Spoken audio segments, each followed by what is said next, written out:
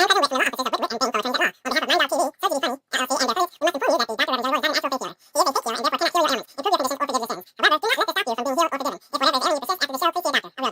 to me, my children. Follow the sound of my voice to receive thy blessings.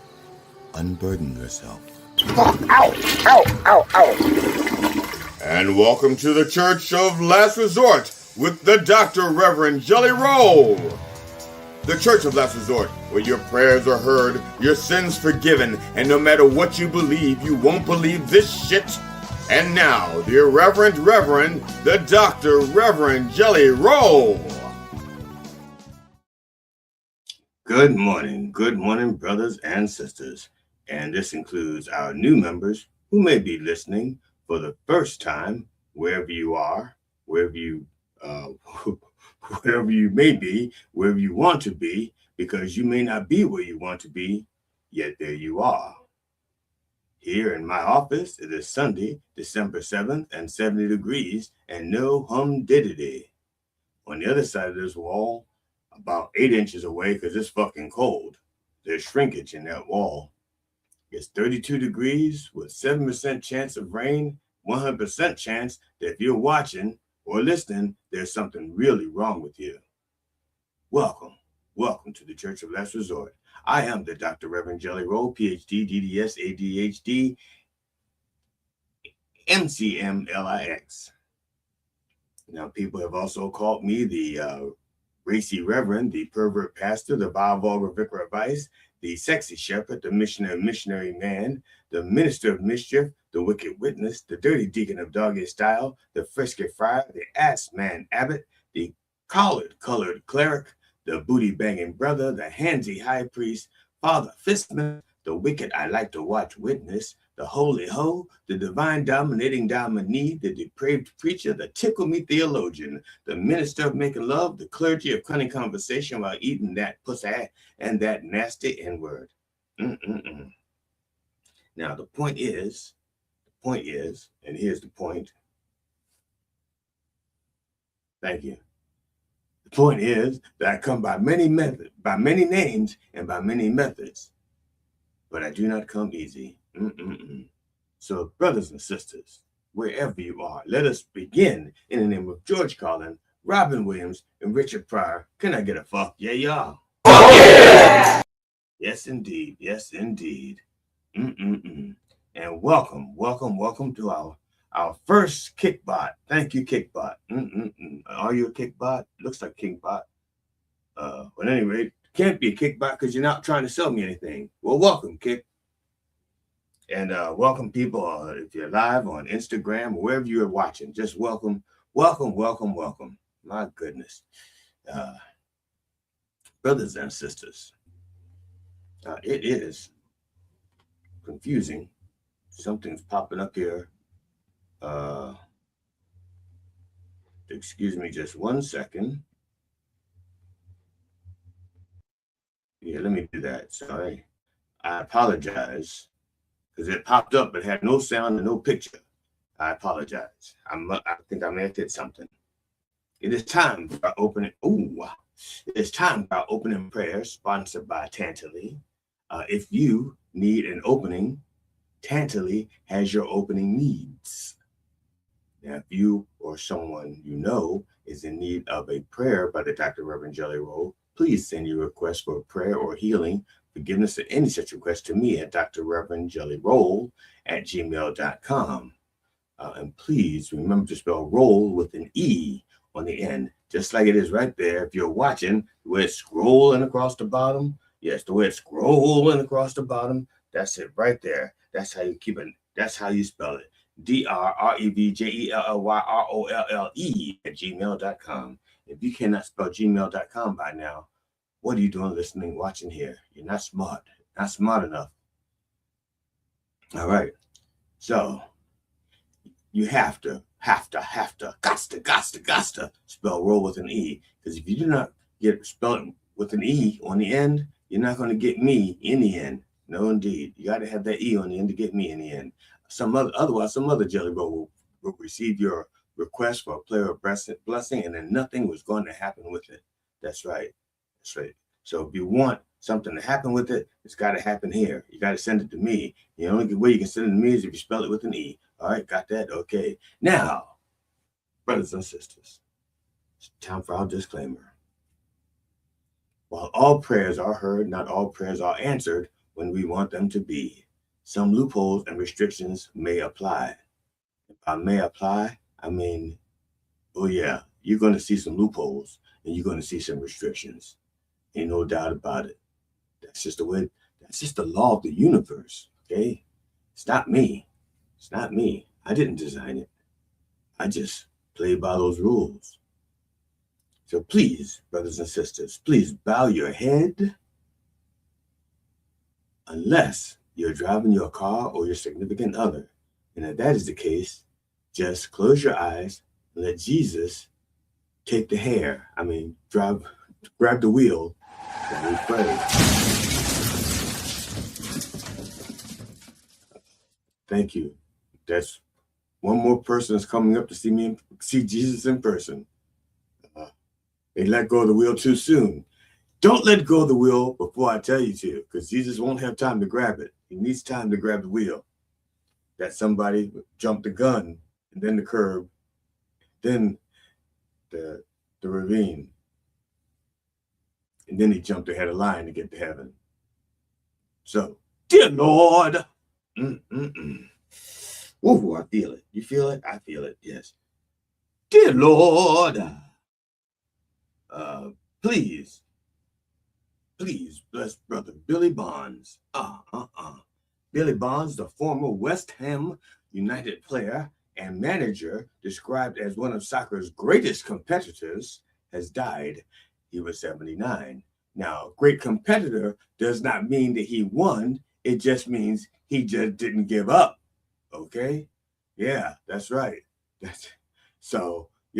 He kept losing, but kept trying. I'd guess. I don't know. See, if he was a winner, they'd have had his record in there somewhere. But they didn't say that. They just said he was a competitor.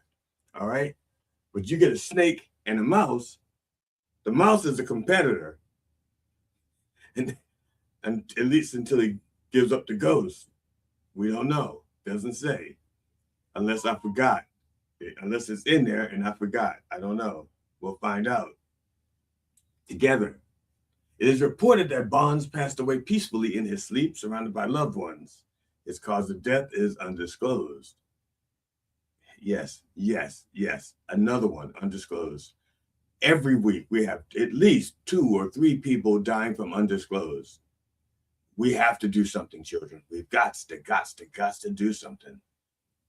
So we do not know if his loved ones or undisclosed caused his death, because both were there. All right. Now, former West, I'm sorry. Now it is, fuck it. I'm gonna skip ahead. I fucked up. Did I? Yes, I did. I fucked up. See, this is what I was supposed to say. Okay. Okay, this is what I was supposed to say. Undisclosed is the leading cause of death among celebrities of a certain age who are surrounded by loved ones. It is certain that celebrities with undisclosed who are surrounded by loved ones do not get to age. That's what I was supposed to say. And I guess when I redo this, make it a short, I'll skip all the other shit and go straight there. We'll find out. Former West Ham Captain Bonds was the longest serving player in the club's history, making 799 appearances over a 21-year spell. He won 2 FA Cups before retiring at the age of 41. Now, of course, saying he won 2, he was part of a team. Okay, and it said he made 799 appearances. See, that does not sound like a ringing endorsement like he was. Okay, by comparison, nobody says Gretzky made 1,000 appearances. They don't say that. Nobody says Michael Jordan made 1,000 appearances. No, you hear how great they were. Nobody says that Gretzky was a great competitor, and they stopped there. they say he kicked your ass and scored on you when he wanted to. See, that's what I'm saying. So there's all this stuff left out of here, trying to make him sound good because he died. All right. The club plans to honor Bonds with special remembrance moments before future fixtures. Okay, a fixture is what they call a competition. When two teams meet in my name, they should call it a fixture. Flags at London Stadium are expected to fly at half-mast. They did not say how the other half is expected to travel. Rest in peace, Billy. You were among soccer's great legends. Hands down. Technically hands off. Can I get a West Ham sandwich? Yes, indeed. Dear Lord, please bless brother Poor Stacy. Florida rapper Poor Stacy has died, and I'm not sure if I'm pronouncing his name right because I don't know who he is or was. He was 26. Born Carlito Milford Jr., the rapper died stemming from an incident that occurred in Boca Raton, Florida. The Boca Raton Police Department confirmed in a statement. His manner of death is under investigation, although according to betondeath.iou, the new betting site, one of our sponsors, smart money is on suicide. They have inside sources that we do not have, but the smart money is on suicide. That is betondeath.iou, our new betting site and our new sponsor. Bless you, Sister Ann. Bless you, Sister Ann. I was just about to call you. Now I don't have to. I was about to call you and wake you up. All right. Poor Stacy frequently collaborated with Blink-182 drummer, producer, and songwriter Travis Barker on several songs, including 2020 tracks like Choose Life and Nothing Left. But Stacy, see, I don't know if it's Poor Stacy or Poor Stacy. And besides that, he looks black, so it's probably Poor Stacy. I don't know. We're gonna say it the way it's written. Poor Stacy was an up-and-coming musician from Palm Beach, Florida, who blended emo, rap, punk, and punk rap in his music. Basically, you're saying his music was loud and fast, okay? Poor Stacy released his most recent song, Nothing Belongs to You, in July. He also worked on rapper and singer-songwriter Paris Shadow's track, Last Time Around, which was released in October. Rest in peace, Poor Stacy. This was your last time around. You truly had nothing left. Your life was so short, Blink-182, and you might miss it. Can I get a why didn't you choose life, Poor Stacy? Oh, Lord have mercy. Dear Lord, please, please, please bless brother Tom Stoppard. Sir Tom Stoppard has died. He was 88. His agency confirmed that he died peacefully at home in Dorset, surrounded by family and of natural causes. Right. That's suspicious. Family and natural causes. Sorry. Stoppard's death marks the end of a career that stretched more than 6 decades. He was celebrated for works such as Rosencrantz and Guildenstern Are Dead, The Real Thing, Arcadia, and his acclaimed late career play Leopoldstadt. The latter earned him an Olivier Award. Was that olive oil? Nope, it's Olivier Award and 4 Tony Awards, underscoring his lasting impact. I have no idea what any of these works are. I guess they just didn't work on me or didn't work for me. Stoppard also built a respected film career winning an Oscar and Golden Globe for writing Shakespeare in Love. His adaptation of Anna Karenina in 2012 added another major credit to his screenwriting achievements. Okay, so those I know. I didn't see them, but I know them. If you saw it, tell me what I missed. All right. Rest in peace, Tom. You may have been the real thing. Now you can join Rosencrantz and Guildenstern. Can I get a little class in my life? Dear Lord, please bless Claude. Yes, Claude, a rare albino alligator and the unofficial mascot of the California Academy of Sciences in San Francisco, has died. He was 30. The alligator, whose unique appearance and calm personality dazzled millions of visitors for nearly 20 years, had been monitored by a team in recent weeks due to a waning appetite, according to the museum. He was recently moved from his swampy enclosure for treatment for suspected infection. And just to speak a word on behalf of Claude is Peter Possum. Peter,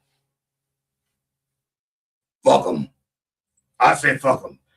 You know why he lost? You know why he wasn't eating? Because he was full. He was full of all my friends and family. He, son of a bitch, fuck him. Yeah, he's dead to me now, dead to everybody. Fuck him. I swear to God, he's a menace. He was a menace to the whole museum. He ate all my friends and family. First, he scare them, and when they freeze because they're scared, he'd eat them. That ain't right. You shouldn't be able to scare something when it freezes, eat it. That's like being a bartender and a sobriety cop. You serve them a drink, and as soon as they drink it, you pull them over. It ain't right. It's entrapment. Okay, that's all right. It's okay, Peter. It's okay. Fuck him. It's okay, Peter. Apparently, he's lost a lot of friends, and perhaps Claude was not the good Samaritan we thought he was. While his presence will be missed, his presence can still be felt in the form of white gator boots with matching belt and bag. Rest in peace, Claude. See you later, alligator, in the gift shop. Can I get a new exhibit? Dear Lord, please bless Sister Valerie Hoff-DiCarlo. Valerie Hoff-DiCarlo, disgraced CNN anchor, has died. She was 62. Her cause of death was lung cancer. DiCarlo was ousted from the journalism industry after she used the N-word in a private exchange with a black source, Curtis Rivers. DiCarlo should have said, "This is off the record, nigga." And then she'd at least have some cover, even if she didn't have an excuse. Quote, "She was a strong, capable, loving woman and a wonderful mother," close quote, according to her husband, Derek DiCarlo. But no one is going to remember that because of what that network. Oh, you almost had me. Almost said it. That's right. No one's, yes. Valerie Hoff-DiCarlo served as an anchor on CNN from 1992 to 1999. After her stint with CNN, DiCarlo split between working as an anchor for a ship, news anchor, and a consumer reporter at NBC affiliate WXIA in Atlanta from 1999 to 2017. Rest in peace, Valerie. You mistook your press credential for street cred. Can I get a black card? Because you know you can't say that without the black card, girl. No, you can't do it. Didn't know, now you know now. Let that be a lesson to you. Dear Lord, please bless Brother Eldon Campbell. Eldon Campbell, the former NBA 6'11" center and star player for the Los Angeles Lakers, has died. He was 57. Now, I have to say Los Angeles Lakers because depending on how old the person is, they may have played for the Minnesota Lakers. But since he was 57, he played for the Los Angeles Lakers, not the Minnesota Lakers, which is where the Los Angeles Lakers used to be before they were in Los Angeles. All right, just to make things clear, because sometimes these people are so old, if I said the Lakers, you wouldn't know which Lakers. It's like the Giants, the baseball Giants. You know, before they were out in California, they were in New York. That's right. I'm just saying. So depending how old, I'm sorry. Did I just drift? That's right. I just did not even a Tokyo drift. Damn. He died after collapsing on a fishing trip and drowning. That's right. Campbell was a significant figure in the NBA, known for his smooth athleticism and laid-back style, and he played a crucial role in the Lakers' success during his career. Again, that's LA Lakers, not Minnesota. A 15-year NBA veteran, Campbell was drafted in the first round in 1990 by the LA Lakers, with whom he spent the bulk of his career. Campbell played 618 games in Los Angeles, where the 6'11" center averaged 10.4 points, 5.8 rebounds, 1.1 assists, 1.7 blocks, 3.4 cheerleaders. He later played for the Charlotte Hornets, New Orleans Hornets, Seattle Supersonics, and the New Jersey Nets. Campbell joined the Detroit Pistons in 2003 and became a key reserve during the team's 2004 title run. He appeared in 95 games with Detroit from 2003 to 2005. I had to get that in there. Don't know why. Rest in peace, Eldon. You set out to fish only to end up drowning. Can I get a bait and switch? Dear Lord, please bless Brother Steve Cropper. Steve Cropper, a founding member of Booker T and the MGs, has died. He was 84. His cause of death is undisclosed. Can you see why we are so concerned? Why we have to put an end to undisclosed? Can you see this? Steve Cropper. Oh, my Lord. Okay. Cropper's distinctive funky guitar licks graced R&B and soul hits from the iconic Stax Records label and on tracks performed by the Blues Brothers. Jake and Elwood, who, like me, were on a mission from God. That's right. Cropper's name is on all kinds of songs as a co-writer. Songs like In the Midnight Hour, Knock on Wood, Sitting on the Dock of the Bay, and Green Onions. His guitar playing is on so many other songs, and he later became part of the Blues Brothers bands. You remember when you'd say, "Play it, Steve"? Well, they did that on the Soul Man, on the original and the cover. Play it, Steve.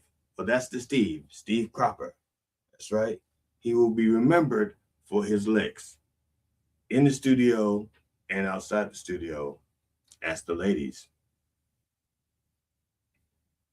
I recommend, if you want to know more about Stax Records and stuff, I recommend the HBO documentary Stax, Soulsville, USA. Really good documentary that will leave a bad taste in your mouth for the music business. I kid you not. Really good documentary. But if you love music, this is going to piss you off. Rest in peace, Steve. Now, if you knock on wood, it's probably a coffin. Can I get in one more lick? And finally, Lord, please bless the entire behind-the-scenes staff at Mind Dog TV. They are truly doing your work, helping to spread your word throughout the wordosphere. I mean, they could be anywhere today, but they are here just wishing they were anywhere today. And that ought to count for something. MindDogTV.com, the place to go to get your Church of Last Resort gear, your Mind Dog TV gear, your Coffee with the Dog gear, and your look here. Let me show you. Stay right there. Don't go anywhere. See this? This is a quality shirt that you can get, one of many, from the minddogtv.com/merch. This is a beautiful shirt, and it's been a while since I brought it out to you. I should show it to you. I should wear it, but if I wear it, I'll get it dirty. But if I hang it up there, it just gets dusty. Slight difference. So, brothers and sisters, let us have a little bump for the Lord. Brought to you by Bump in a Bottle. Straight from our vineyards to your innards. Wine, just like Jesus used to make.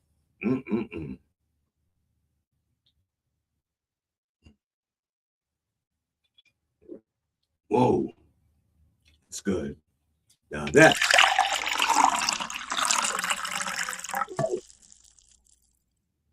was produced in Japan. That's why the sound was so late.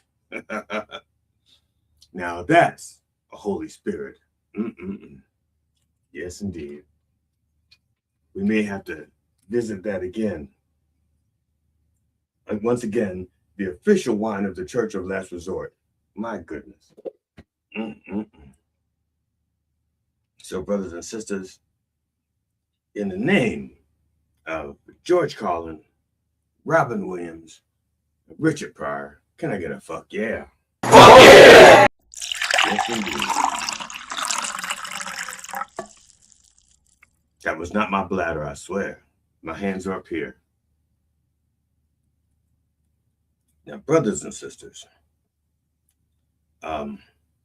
before we move on to our segment, Looking for God in All the Wrong Places, also known as the sermon, we want to remind people, if you are out there and you have a show, you have a talent, you have a record, you have a play, you have a something that you want to promote or just talk about, even if you're not promoting, you just want to talk about it, and you want to do it in a safe environment, our sister Curly Hair So Bright is going to tell you how you can be a guest on Coffee with the Dog.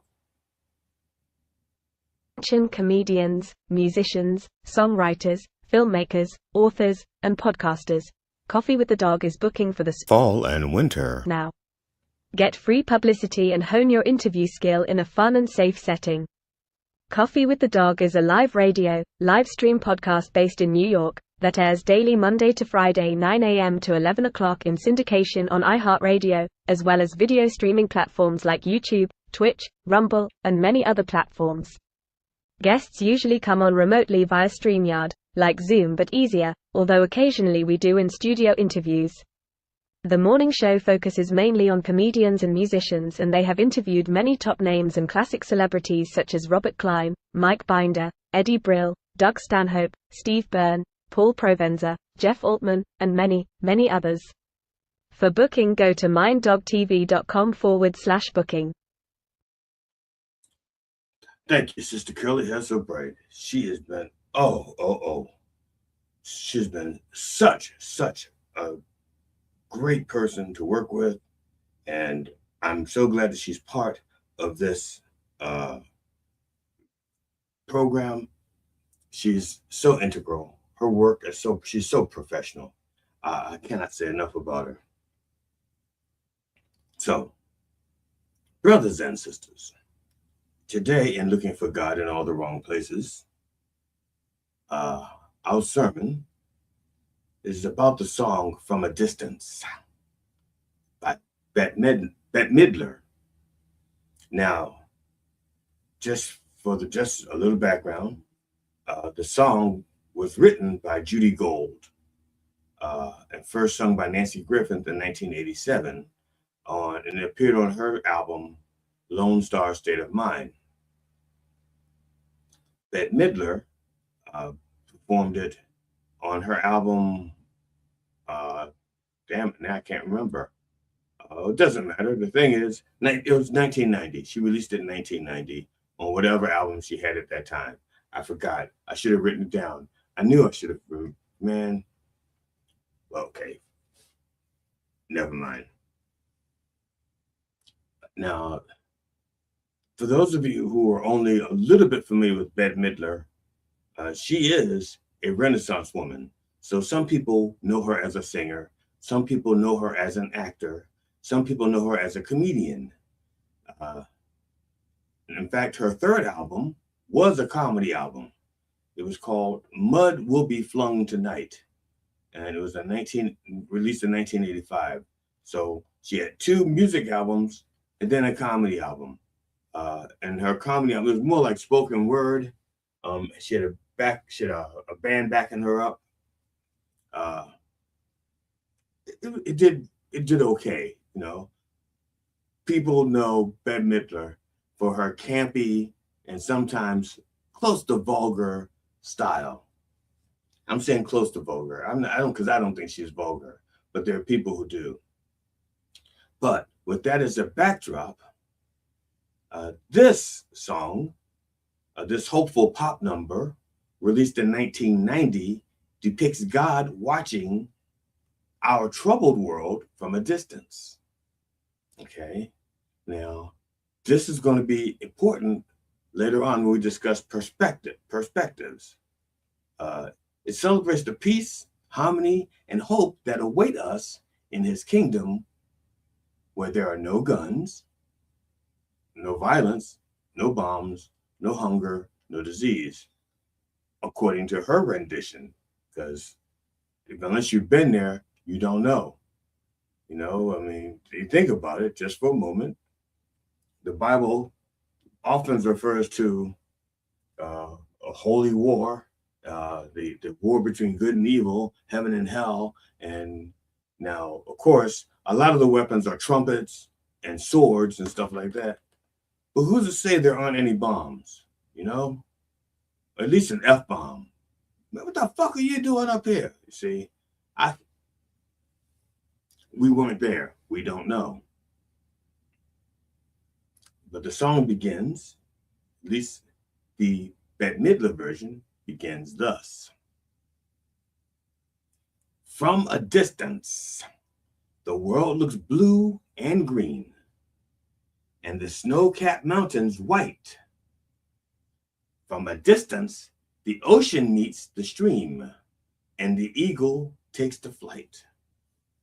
Now, there's a couple of things to mention here, okay? First of all, the sheer fact she says from a distance. Now, from a distance, this is a perspective matter, okay? If you back off far enough and you look at the earth, okay, it says it looks blue and green, okay? Looks blue and green.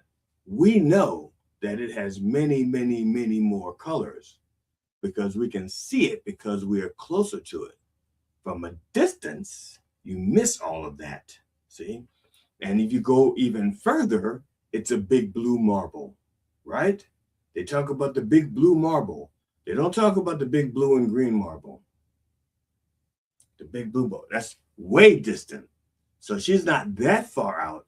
She's far enough away that you can see the blue and the green, but you don't see the other multitude of colors. This is important because it's letting you know how much is being missed and how much is being seen, okay? And it says the snow-capped mountains white, okay? From a distance, the ocean meets the stream. Now, oh yes, and the eagle takes flight. So it's now far enough that she can still see the eagle taking flight. Not maybe anything else about the eagle, but the eagle has more. There's more to the eagle's life than just taking flight.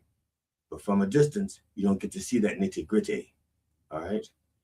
And also, it's I'll give you another one more example, very concrete example.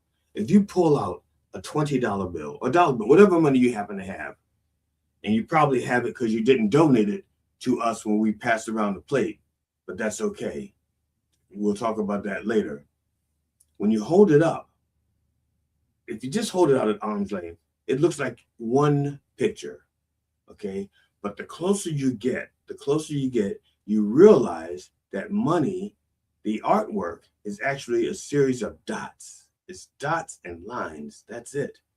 It's not like a photograph or a drawing. It's dots and lines. And the closer you get, the bigger the dots get. But back here, it's just one piece. You don't see the dots. You don't see the lines. You just see that you can spend it and not get as much as you used to. The other thing about this verse, okay, it deals with the sense of sight. Okay, this first verse is all sight. Okay, you're looking at the world. You're not experiencing anything else about it. You're just looking at it from a distance. Now, the second verse, from a distance, there is harmony, okay? And it echoes through the land. It's the voice of hope. It's the voice of peace. It's the voice of every man. See, this second verse deals with sound, a second sense, okay? A second sense. And again, from a distance, sound gets muddled. It takes a while to travel. If you ever been to a concert, like a big venue, and you're way the fuck in the back, if you look with binoculars on the stage and you watch your performer and the performer sings a word, you see it. And it takes a second and a half a second for it to get all the way back there to you. Okay? So the first verse is sight. And when you're looking, it's almost immediate. The second verse is sound. And what you get from a distance is a lag. Okay? This is science, but this is also a spiritual thing, because you experience the same thing at different times. Now, so it says, from a distance, there's harmony, and it echoes through the land. It's going to take a little time. See, it's the voice of hope, it's the voice of peace, and the voice of every man. So from a distance, that's what it seems like. But if you get closer, the individual voices aren't all talking about peace. You get closer, the individual voices aren't all talking about hope. The closer you get, the more specific the sounds are, the more just harmony you hear. But from a distance, you can still have that hope and peace. You can still hear it. It says sight, that's sound. Now, the third verse, from a distance, we all have enough, okay? And no one is in need. There are no bombs, no guns, and no disease, no hungry mouths to feed, okay? That's all taste, okay? We're talking taste here. We have enough to eat, that's taste. A third sense brought into this. And again, if you look at it from a distance, okay, first of all, if you're trying to taste from a distance, you're tasting with smell, okay? Just so you know, when you smell something, you're tasting it with your nose, okay? So I guess that's two senses, because when you're up close, you can lick it, okay? When you get back, you can't lick it. You can smell it, but you know what it should taste like, okay? So perhaps there's two senses here, taste and smell, but from a distance, it's a difference in perception, okay? Now, I'm taking my time with this stuff because this all sets up the fourth verse, okay? Well, I'm sorry, the fifth verse, or maybe it's the refrain. It's a bunch of words in the middle. But the next part says, from a distance, we are instruments marching in a common band, playing songs of hope, playing songs of peace. They're the songs of every man. Now this echoes the second verse. Well, again, we're talking about sound, but they're talking about harmony. But this is more, is less passive because we're playing, we're participating, we are in the marching band. Now, if you've ever been to a sporting event and you've seen a marching band, if you get too close, you don't get to see what there's two things going on in a marching band. There's the sound, but then there's the visual aspect. In the visual aspect, they're making different shapes. They're spelling out words, and they're making these designs, and you can only see them from a distance. If you get closer to the band, you can hear them. You can see the sweat on the tuba player. You can see the calluses on the snare drum player. You can probably smell the sweat from some of the majorettes. That's if you get close. But if you want the full experience of the marching band and the instruments and the music and the songs, you have to back up to see what is going on with the sounds. What messages are they also sending with the sound, with the sight? Now, again, all of this seems kind of mumbo jumbled because we've left out a very important part. And that's this part here, the refrain. God is watching us. Okay? And she repeats that 3 times, kind of like in the Bible, in the Trinity, and 3 is a magic number. God is watching us. God is watching us 3 times. And then she says, from a distance. Okay? That's the important part, because now we get a better glimpse, at least from my perspective, because from a distance, you can't see all the things that need to be done. From a distance, you're an observer. You're not an active participant. It says God is watching us. It doesn't say God is doing anything about it. God is just watching us from a distance. Okay, that's it. God is not helping. God is not cleaning. God is not, just watching from a distance. And because he's from a distance, he's not getting the whole picture.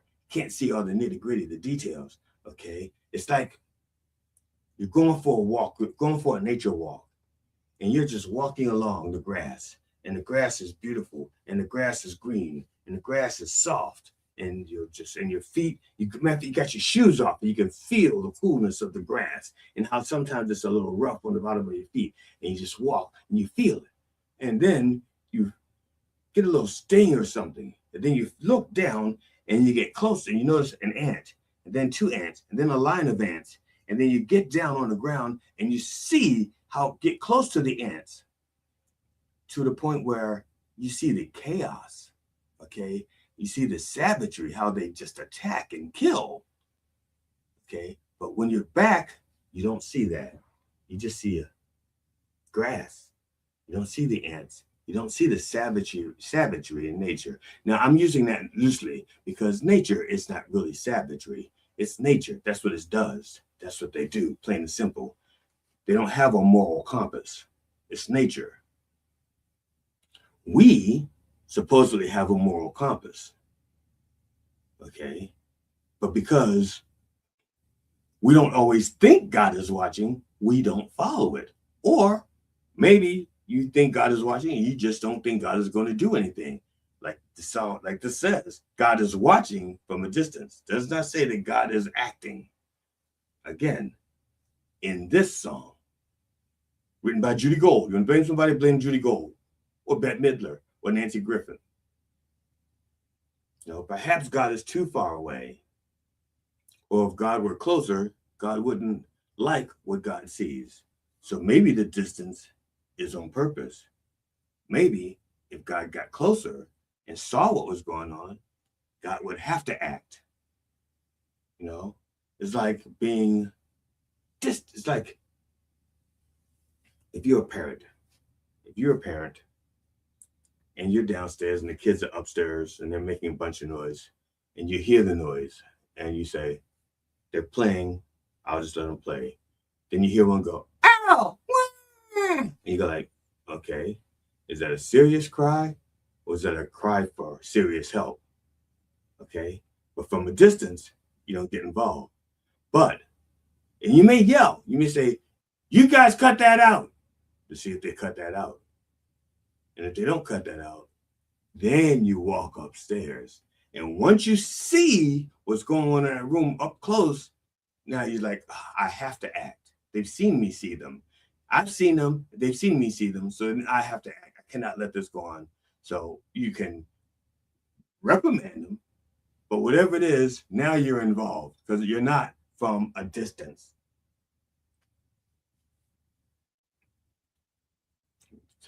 That's kind of like God right now. From a distance, just saying, okay, you guys behave. Don't make me come down there. Don't make me turn this world around. The next line, the next verse. From a distance, you look like my friend, even though we are at war.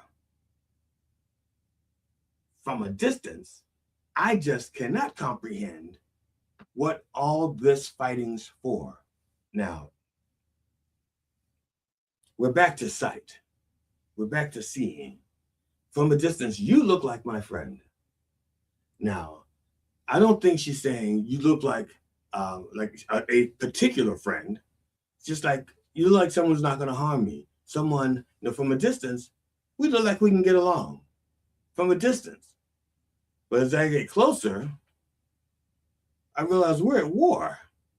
Your kind, whatever they are, and my kind, whatever they are fighting. And she's not sure what we're fighting for. She's not, says, I don't know why we're fighting. I just know we're fighting. But if we back up, we look like friends. So how far back do we have to get before we stop fighting? And is it the closeness that's making us fight?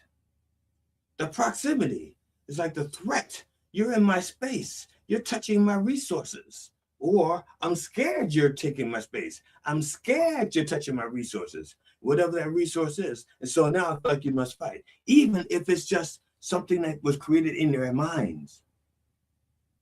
In Africa, there are wars instigated by the French, where the Black natives didn't have any differences.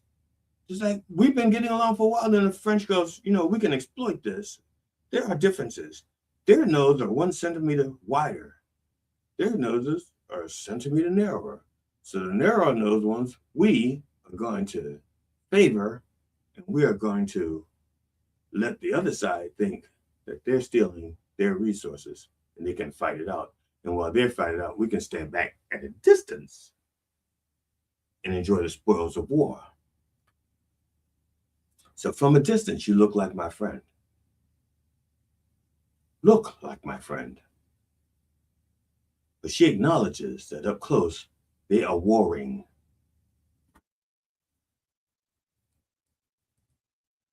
The next verse, from a distance, okay, now we're back to sound again. From a distance, there is harmony, and it echoes through the land. And it's the hope of hopes. It's the love of loves. It's the heart of every man. Now, there's, again, from a distance. Because up close, not every man, their heart, we know that their heart is not full of hope. Not every man's heart is full of love. Okay? But from a distance, it seems like it. From a distance, there's harmony. Okay, we go back to the ants. We go back to nature. From a distance, we see harmony. But if you're in the nitty gritty, like I said, I'm going back to those ants, because if you've ever watched an ant tear apart something, they are ferocious.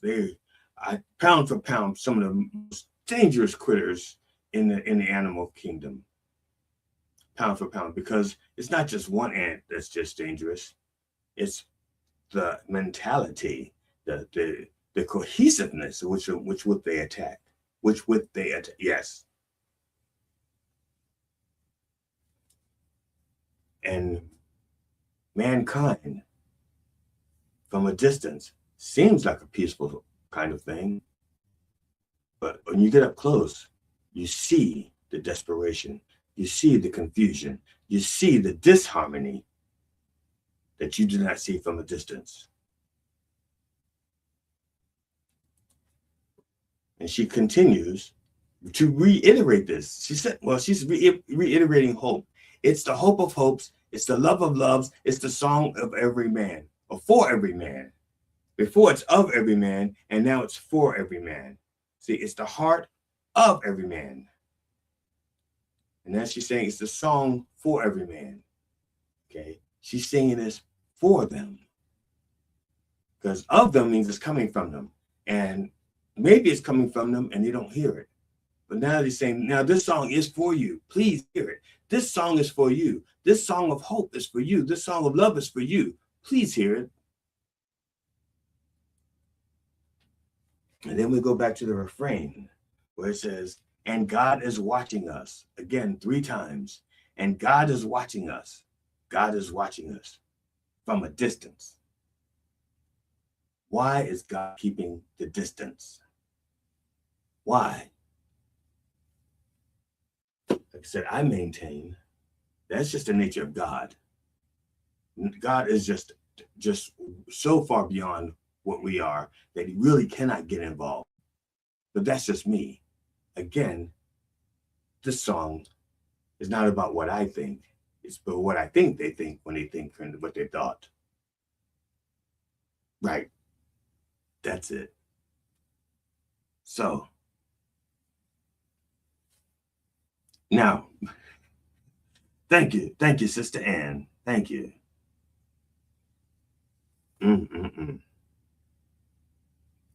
Now, brothers and sisters, when I repost this, I will put the link in for the song so that you can hear the Bette Midler version. And I don't know for certain if my interpretation of this is correct. I'm only telling you what I know based on what I've studied and what I've read. Okay. I don't know what was in Bette Midler's heart when she sang it. I do not know what was in Judy Gold's heart when she wrote it. I do know that when in 1990 we had a Gulf War going on, and that's when this song became popular or became noticed, because during the Gulf War, this song was released in 1990, and it kind of carried that message, from a distance. God is watching. Maybe we can act a little better, because everything's really pretty beautiful from a distance.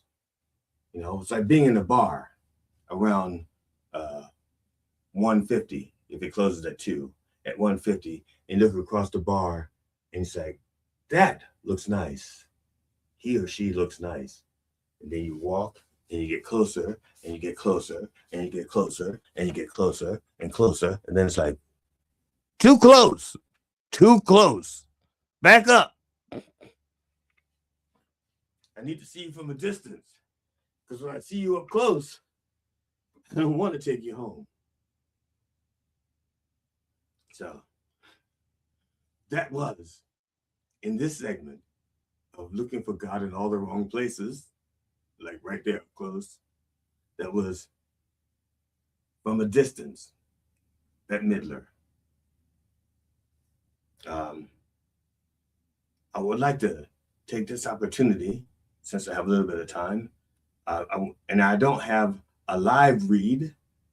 I just want to let people know, invite people that my friend G.D. Fenderson and Alan Katz, my friends, Alan Katz from HBO, in Tales from the Crypt and Bordeaux Demon Night, and G.D. Fenderson from the worst comedy special of all time. They have a podcast. They have like 5 episodes out right now. You can catch it anywhere that you have a podcast. Check it out. I've heard some reviews on it. As a matter of fact, I listened to it and I have my own review, but I'm a little biased because they are my friends. But I've heard people say, without bias, that it was not just interesting, but entertaining. And there was a good chemistry, there was laughs and information. They informed you with humor about what makes us laugh. They take a deep dive, or as it says here, a serious look at comedy. So check that out. And also, let's remove that. We don't need that now. I just want you to know that's what it's called. What Makes Us Laugh. Just about everywhere you get your podcast. There's five episodes out there available right now, and there'll be another one released. They're released on Tuesdays. Every Tuesday, there's a new episode until they run out, whenever that is. Now, also, G.D. Fenderson also has, you can book him for private comedy shows, and you can do that through gigsalad.com. Okay, I'm just going to play this, just a little snippet of G.D. Fenderson. Learned over the past few years is that I have spousophobia. I'm afraid of my wife. For those of you who didn't know what spousophobia is, I'm afraid of my wife. Now, I did not know I was afraid of my wife. And I just had no idea. For years, I thought I was just compromising. I mean, when we first got together, before we got together, I used to use Opera Fresh. When we got together, then we are using Crest. Before we got together, I used to wash my clothes and Tide. Now we use all. And before we got together, I used to shave with the Gillette Mach 3 razor. Hey. We use a lady shit.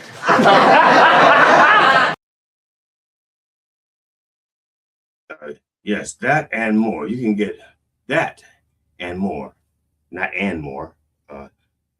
That's just a snippet. Obviously, if you book G.D. Fenderson, you're not going to get 56 seconds of material. You get what you pay for. If you want 30 minutes, he gives you 30. If you want 60, he gives you 60. If you want 90, he gives you 90. If you want 2 hours, he'll do it. You may be sorry, but he'll do it. And you won't be able to stop him. The thing is, whatever you're paying for, you'll get.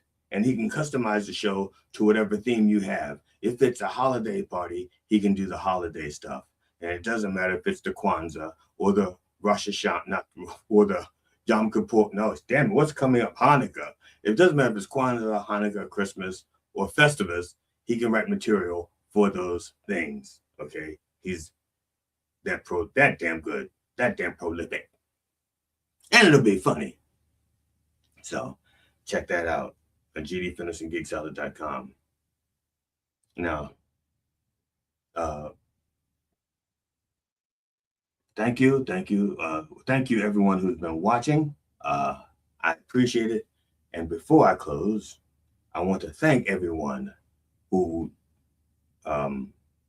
subscribed to my fledgling YouTube channels and my Facebook page, Dr. Reverend Jelly Roll, DrRevJellyRolle.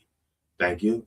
It's growing slowly but surely, but that's all. That's all I can ask for, that it grows, even if it is slowly but surely. If it keeps growing, that's the main thing. Okay. I also, again, invite you to follow G.D. Fenderson and myself on our pages, and follow Mind Dog TV and Coffee with the Dog and Matt Napo, the entire family of Mind Dog TV, the entire Mind Dog TV family. Follow us all wherever you can. Just don't talk to us. You follow us. Just don't talk to us. Don't interact with us. We don't like that. I'm just fucking with you. Matt doesn't like it. Don't talk to him. You can talk to everybody else. So on behalf of the Church of Last Resort and the entire Roll family, my wife Ramona, my kids Cinnamon and Jelly Jr., our cat Tootsie, and our dog Stop Dropping. Just so you know, I don't know if I told you this. I think I told you. We took our cat Tootsie to the vet because she was drinking a lot and peeing a lot. and we thought she either had a drinking problem or diabetes. Turns out it's neither. She just likes drinking and peeing. Or there's been a change in the food. We didn't change the food we gave her. She's been eating the same food since COVID, when we had to change her food because of a slight shortage of food during COVID. So we changed. Well, technically, we didn't change it. We just cut something out. But so we have not stopped buying the same brands, but it's possible that they have changed their recipe and added a little more salt. That could be why she's drinking and peeing more. But anyway, we took her to the vet. She's fine. Thank you for your thoughts and prayers. She's doing just wonderful. Our dog stopped dropping. He's doing great. Couldn't be better. And I wish you safe travels. And I hope you'll join us next week at 9 a.m. Eastern Time on Mind Dog TV and everywhere that our word is heard. And in the name of George Carlin, Robin Williams, and Richard Pryor, can I get a fuck? Yeah, yeah. Fuck yeah! And thank you, everybody. Thank you for listening.